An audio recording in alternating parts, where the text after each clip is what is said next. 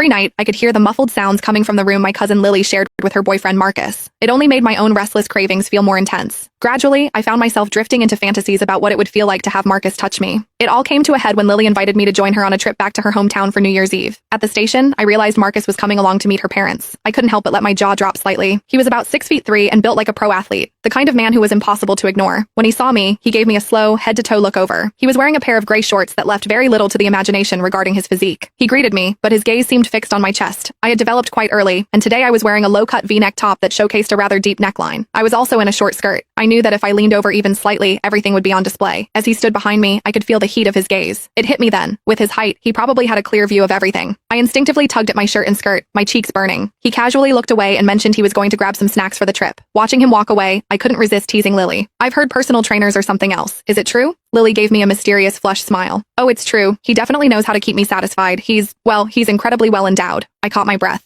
My God, that must feel incredible. I couldn't help but wonder what it would be like to experience that just once. I glanced back in his direction. As he walked, his physical presence was undeniable, shifting with every step. I'd heard rumors about how much a man like that could grow. I felt a sudden weakness in my legs just thinking about the logistics of it. Lily had told me before that he was high maintenance, needing attention several times a day. Every time I saw her, she had a certain radiant glow. It was clear she was being very well taken care of. As I was lost in thought, Lily leaned over and winked at me. Want to give him a try? My breathing hitched. I bit my lip, feeling a wave of guilty excitement. Lily, stop teasing me! I looked up and saw a flash of genuine interest in Marcus's eyes as he overheard our exchange. Finally, we boarded the train. Lily had booked a private sleeper cabin for us. It was just the three of us in the compartment, with a curtain drawn across the entrance for privacy. She and Marcus settled onto the bunk opposite mine. Lily leaned against him, scrolling through her phone, while his hands began to wander freely. Watching them, my face felt like it was on fire. I tried to focus on my own phone to hide the awkwardness, but my eyes kept drifting back. Lily was wearing a tight purple dress that hugged every curve perfectly. 10 minutes passed, and I noticed Marcus's hand slipping beneath the fabric several times. When his hand eventually emerged, it was glistening. Lily whispered shyly, "Wait, Claire is still right here." As night fell and the train grew quiet, the attendant dimmed the lights to their lowest setting. To my shock, Lily climbed onto Marcus's lap and they began to move in rhythm. I licked my lips, my mind racing with vivid images. Before I knew it, I drifted off to sleep. I don't know how long I was out, but Lily's voice eventually woke me. I opened my eyes to find the cabin lights back on. Lily gave me a playful wink. "Claire, are you hungry? Could you go to the dining car and grab 3 meals for us?" Looking at the obvious physical state Marcus was in, I knew exactly what she was asking for. "Sure," I replied quickly.